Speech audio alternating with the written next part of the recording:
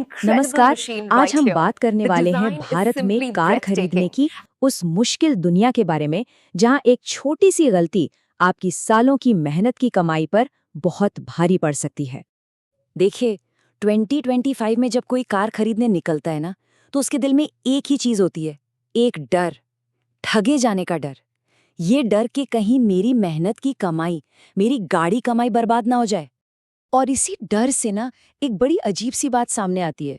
एक तरफ तो लोग पहले से कई ज्यादा पैसा खर्च कर रहे हैं, बड़ी बड़ी महंगी गाड़ियां खरीद रहे हैं, लेकिन दूसरी तरफ गलत फैसला लेने का उनका डर भी उतना ही बढ़ गया है।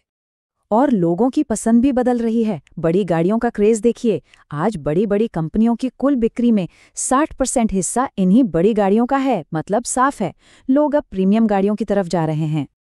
लेकिन ये शौक पूरा करना बिल्कुल आसान नहीं है। इन बड़ी गाड़ियों पर टैक्स सोचिए जरा, 48% तक पहुंच जाता है। मतलब गाड़ी की आधी कीमत तो लगभग टैक्स में ही चली जाती है।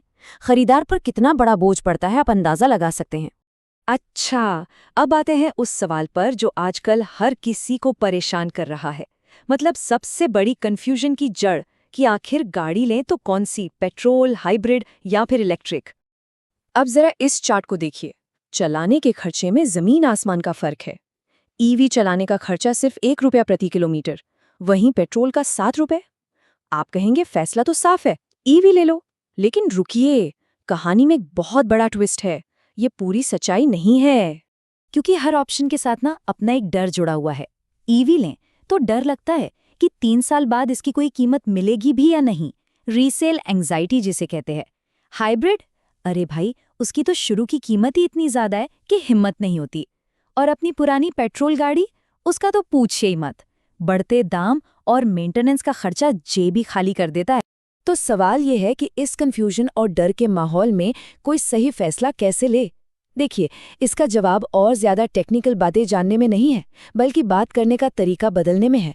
बड़ी बड़ी कंपनियों वाली भाषा को छोड़कर एक आम भरोसेमंद देसी मैकेनिक की तरह सोचने में है। और एक देसी मैकेनिक की फिलॉसफी क्या होती है? वो यही कहेगा, भाई गाड़ी वो लो जो आपका बजट चला सके, वो नहीं जो पड़ोसी को जला सके। मतलब सीधा सा है, दिखारे पर मत जाओ, अपनी जेब देखो। समझदारी इसी में है। और यहीं पर हमारा असली हथियार काम आता है, जिसे हम कहते हैं एनालॉजी इंजन। मतलब मुश्किल से मुश्किल इंजीनियरिंग की बातों को ऐसी आसान मिसालों में बदल देना जो हर किसी के दिमाग में बैठ जाए। जैसे कि टॉर्क। अब किताबों में तो लिखा है रोटेशनल फोर्स और न जाने क्या क्या, छोड़िए उसे। देसी भाषा में टॉर्क का मतलब है गाड़ी का दम या उसकी खींचने की ताकत। जब आप ओवरटेक करते हैं या सामान से लदी गाड़ी को चढ़ाई पर ले जाते हैं, तो जो पावर महसूस होती है ना, बस वही टॉर्क है। या फिर सस्पेंशन को ले लीजिए, क्या शानदार मिसालें हैं ना। स्प्रिंग और शॉक एब्जॉर्बर, ये सब भूल जाइए।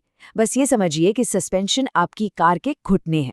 जैसे हमारे घुटने हमें गड्ढों और ऊबड़ खाबड़ रास्तों पर झटकों से बचाते हैं, वैसे ही एक अच्छा सस्पेंशन गाड़ी को बचाता है।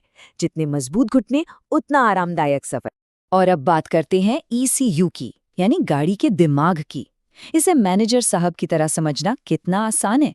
जैसे फैक्ट्री में मैनेजर हर वर्कर को बताता है कि क्या करना है, कब करना है, वैसे ही ECU इंजन के हर हिस्से को कंट्रोल करता है। और सोचिए, अगर मैनेजर साहब ही कंफ्यूज हो गए तो पूरी फैक्ट्री बंद, गाड़ी ठीक है। तो अब जब हमारे पास समझने के ये नए आसान तरीके हैं, तो चलिए इनका इस्तेमाल करते हैं और कुछ ऐसे बड़े मिथकों का पर्दाफाश करते हैं जो आपकी जेब पर बहुत भारी पड़ सकते हैं। सबसे पहला और सबसे जरूरी नियम, मिठाई बॉक्स का नियम। सोचिए, जब हम मिठाई खरीदते हैं तो पैसे देने से पहले डिब्बा खोलकर जरूर देखते हैं। तो फिर 10-15 लाख की गाड़ी लेने से पहले उसे चेक क्यों नहीं करते? याद रखिए, पूरी पेमेंट और रजिस्ट्रेशन से पहले गाड़ी को अच्छी तरह से जांचना आपका हक है। और इसके लिए ये 4 पॉइंट PDI चेकलिस्ट हमेशा याद रखिए। ये आपको सालों के सिरदर्द से बचा सकती है। नंबर 1, गाड़ी को हमेशा तेज धूप में बाहर निकलवाकर चेक करें, ताकि कोई रीपेंट या डेंट आसानी से दिख जाए। नंबर 2, विन नंबर से गाड़ी की मैन्युफैक्चरिंग डेट जरूर कंफर्म करें। नंबर 3, ओडोमीटर चेक करें, 100 किलोमीटर से ज्यादा नहीं होना चाहिए। और नंबर 4, टायरों को देखें। बस ये 4 चीजें। अच्छा, एक और बहुत बड़ा धोखा है बाजार में, कपलर टू कपलर फिटिंग का। एक्सेसरी वाले अक्सर कहते हैं, सर कपलर से लगाएंगे वारंटी नहीं जाएगी, लेकिन ये आधा सच है। कपलर सिर्फ तार जोड़ने का एक तरीका है। ये इस बात की गारंटी नहीं है कि आपकी गाड़ी के पतले तार उस नए सिस्टम का लोड झेल पाएंगे। नतीजा, तार गर्म होके जल सकते हैं और आपकी वारंटी तो जाएगी ही जाएगी। तो हमारा मकसद क्या है? हमारा मकसद है कि आप सिर्फ एक खरीदार ना बने, आप एक तैयार खरीदार बने। वो स्थिति बदलनी है जहां सेल्समैन के हाथ में सारी पावर होती है। अब पावर आपके हाथ में होनी चाहिए। और सही फैसला लेने में ये सिंपल सा मैट्रिक्स आपकी बहुत मदद करेगा।